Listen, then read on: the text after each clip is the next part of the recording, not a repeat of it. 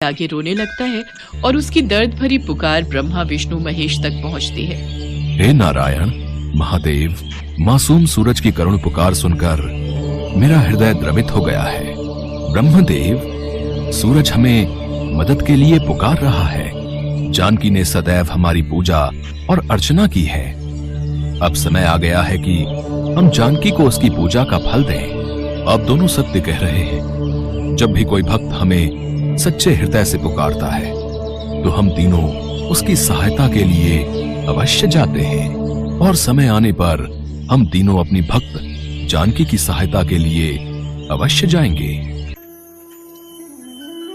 अगले दिन मुखिया अपने पैसे लेने के लिए जानकी के पास आता है। पुलिस भी मुखिया के साथ थी। इंस्पेक्टर साहब, जानकी मेरे पैसे नहीं लौटा रही है। इसने मेरे 15,000 रुपए कर्जा चुकाना है, जिसमें से इसने अब तक 1 रुपए का कर्जा भी नहीं चुकाया है। अब आप ही बताइए मैं क्या करूं? देखिए जानकी जी, मुखिया जी ने आपके खिलाफ रिपोर्ट लिखाई है, इसलिए आपको हमारे साथ पुलिस स्टेशन चलना होगा। या तो आप इनके कर्जे में से 5,000 रुपए अभी दे दो, वरना हमें आपको पुलिस स्टेशन ले जाना ही होगा। मुखिया जी, कुछ दिन की मोहलत और दे दो। आप तो जानते ही हो मेरी कितनी परेशानी चल रही है।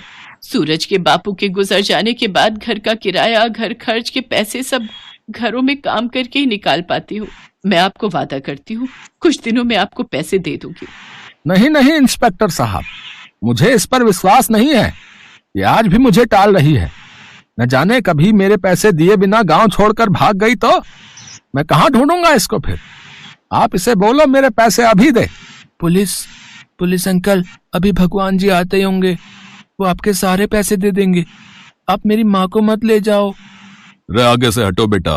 चलिए बहन जी, हमारे साथ पुलिस स्टेशन चलिए। अभी इंस्पेक्टर साहब जानकी को लेकर जा ही रहे थे कि तभी 3 व्यक्ति वहां आ जाते हैं। रुकिए इंस्पेक्टर साहब, आप जानकी को कहीं नहीं ले जा सकते हैं। चौधरी साहब के पैसे हम दे देंगे।